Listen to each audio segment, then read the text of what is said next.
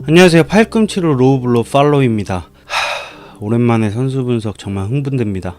지난주 한 주 열심히 살아보자라는 목표를 하늘에서도 들어주셨는지 의견 충돌은 있었는데 너무 마음이 따뜻한 친구를 만나 이런저런 도움도 받고 참 알찬 한 주였습니다. 우선 오늘의 선수 분석 주인공은 전성기 시절 대한민국 최강의 파이터였던 최홍만 선수. 1980년 10월 30일생으로 어느덧 브로그의 나이를 지나 2m 17cm 170kg대 추정, 리치만 226cm 이상 추정, 발 사이즈는 무려 370mm. 대한민국에서 격투기 선수로서 성적을 낸다는 선수는 대부분 경량급 파이터로 그나마 중량급과 경량급의 애매한 경계에 김동현 선수가 있는데, 물론 요즘 정다운 선수와 박준용 선수가 있지만 그 훨씬 이전 최영만이라는 격투기 선수는 정말 어마어마한 파이터였습니다. 이 부분에 있어서는 저는 정말 자신있게 말할 수 있습니다. 최영만 선수가 중간에 아프지만 않았다면 UFC 헤비급에서 한국인 최초로 챔피언까지 오를 수 있었다고 생각합니다.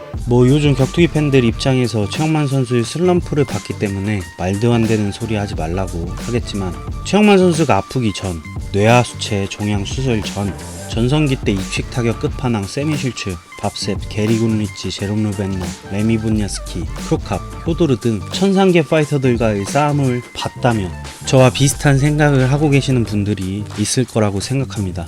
UFC 헤비급 챔피언 브록 레스너와의 대결을 앞두고 뇌하 수체 종양이 발견되어 안타깝게 경기를 하지 못하게 되는데, 이때 경기를 했었다면 저는 최영만 선수에게 한 표를 걸고 싶네요. 참고로 전성기 시절 최영만 선수는 핵받다 핵주먹 마이크 타이슨에게도 웃으며 도발할 만큼 엄청난 파이터였으며, 그 대단한 마이크 타이슨도 긴장한 기색이 역력해서 애꿎은 과자만 씹어댔죠.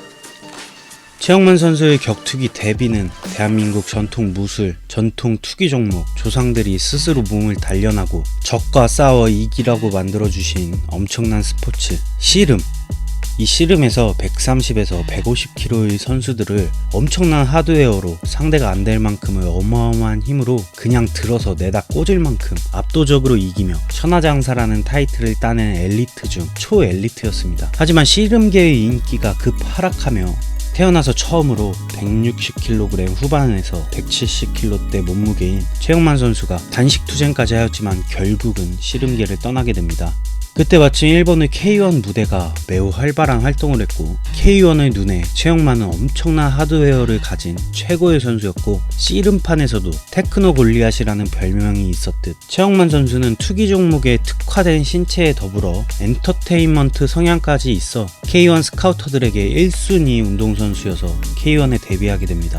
하지만 개인적인 생각에 아쉬운 점은 당시 최영만 선수의 코치는 최영만의 하드웨어에 입식 타격 이해도를 더하고 조금 더 지능적으로 싸우면 극강의 챔프가 될 수 있다 라는 생각으로 입식 타격계에 올랐지만, 오히려 종합격투기에 더 어울리는 파이터인 최영만이 처음부터 종합격투기 무대에서 활약했다면 분명 지금보다 더 좋은 결과를 얻었을 것 같습니다.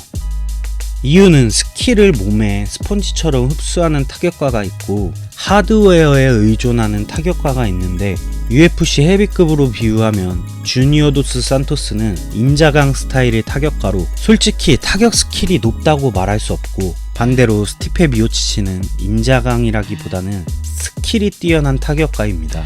최영만 선수는 분명 임자강 스타일의 파이터로 거기다 베이스가 씨름이어서 K1이라는 입식 타격 무대에서는 정말로 0부터 다시 시작해야 하는데, 그럼에도 K1에서 엄청난 성적을 거둔 건 말 그대로 임자강, 대한민국에서 나올 수 없는 하드웨어의 힘이 매우 큽니다. 우선 최영만 선수의 K1 데뷔와 입식 타격 선수로서의 커리어, 종합격투기 데뷔 등 이런 최영만의 역사보다는 파이팅 스타일과 최초 대한민국 UFC 헤비급 챔피언이 될 수 있는 파이터라고 말한 이유에 대해 집중적으로 얘기하겠습니다.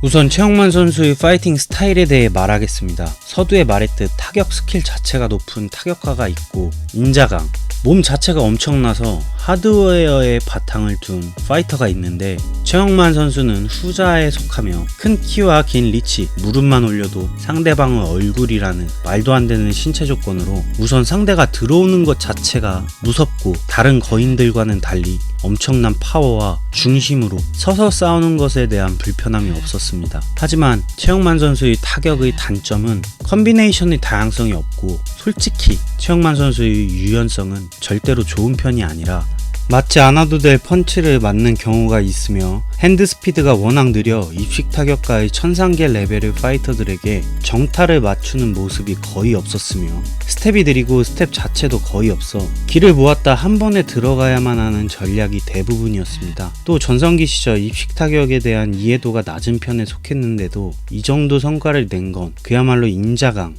인자강이었기 때문인데, 이걸 정리하면 가수가 마이크 없이 무대에 올라가 자신의 성량만으로 콘서트를 끝낸 느낌? 하지만 이 가수는 콘서트를 하면 할수록 성대에 무리가 생길 수밖에 없죠.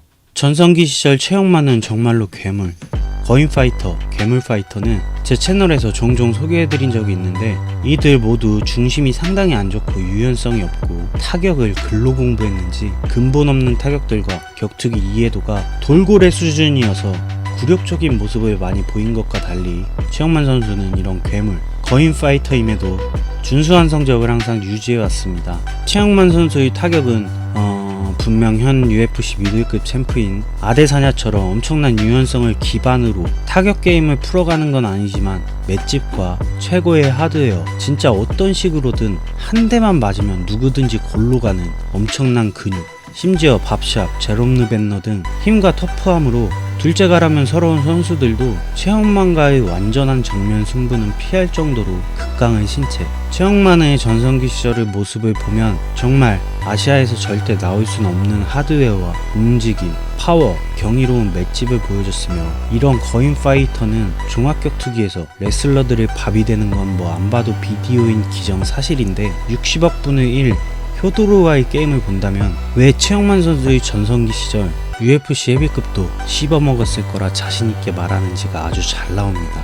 당시 입식 타격에서도 많은 지식을 보유하고 있지 못한 최영만 선수는 종합격투기 룰로 효도르와 붙게 되는데, 최영만 선수와 항상 비교되던 세미실추의 효도르전을 보면 최영만이라는 대한민국의 자랑스러운 선수가 얼마나 대단한지를 아주 잘 알 수 있습니다.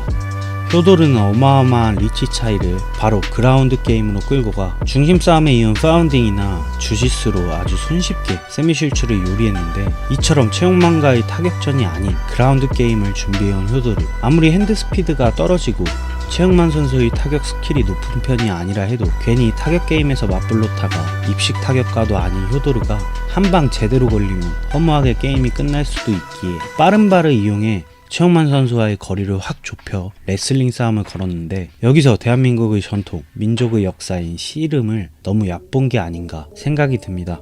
씨름에서도 천하장사 백두장사 타이틀을 가지고 있는 최영만이라는 엘리트 씨름 선수에게 감히 레슬링 싸움을 걸어 지금 효도르와의 경기를 다시 봐도 굉장히 불리한 조건에서 레슬링 싸움을 시작하는데, 이건 뭐 하드웨어와 씨름 특유의 중심 싸움으로 효도르를 그냥 찍어 눌러버리죠. 사실 여기서 최영만 선수가 종합격투기에 대한 이해도만 조금 있었다면 저는 100% 최영만 선수의 승리라고 생각합니다. 풀마운트에서 너무 상체를 일으켜 치는 타격으로 효도르에게 안발을 쓸 수 있는 기회를 줬고, 첫 번째 안발은 어떻게 잘 풀려났지만 여전히 효도르는 레슬링 싸움을 걸었고 또 하이 포지션에 깔리게 되죠. 어라, 이게 아닌데, 세미실추는 그냥 넘어갔는데. 하지만 최영만 선수는 엄밀히 말하면 파이터로서 베이스는 씨름, 레슬러인 셈인데 그것도 초엘리트 레슬러. 여기서 진짜 아쉬운 건 최영만 선수에게 조금만 더 시합 준비를 할 수 있는 시간적 여유가 있었다면 효도르의 안바에 이토록 허무하게 걸려 패하진 않았을 겁니다. 사실 효도르에게 걸린 안바는 종합격투기의 기본 중 기본에 걸린 주짓수 기술이기에 더 안타깝죠. 사실 최영만 선수가 종합격투기에 대비하여 파이터들과 대결을 펼쳤다면 지금보다 더 위대한 격투가 파이터로 기록되었을 것이며, 자신의 본 무대가 아닌 입식 타격 무대에서도 이토록 화려한 이력을 쌓았는데, 20대 최영만의 전성기, 그 전성기 시절 프라이드에서 활약했다면, 종합격투기 이해도와 주짓수에 대한 개념을 알고 있었다면 노게이라, 효도르, 크로캅, 조시바네, 그 누가 최영만 선수를 이길 수 있다 정말 확실히 말할 수 있나요? 정말 아쉽고 종양으로 인해 근육도 빠지고 신체 자체가 많이 약해진 최영만 선수는 파도 많은 인생으로 지금은 대한민국 국민 앞에서의 경기가 무섭다 라고 말할 정도로 멘탈에 상처를 많이 입었습니다. 개인적으로 한국 파이터들이 먹고 살기 위해 예능에 나오고 방송에 출연하는 게 왜 나쁜 건지 저는 도저히 이해할 수 없고, 세월이 흐르면 파이터로서 당연히 기량은 저하될 수밖에 없고, 또 뇌종양이라는 엄청난 수술을 한 최영만 선수가, 평생 운동만 해온 최영만 선수가 또 한 번의 인생의 재기를 꿈꿀 수 있는 무대 또한 격투기판인데, 비난보다 응원이 맞다고 생각하며 마무리합니다. 구독, 좋아요 부탁드리며 이제는 주 2에서 3회 영상을 업로드할 생각입니다. 다음 시간에 뵙겠습니다.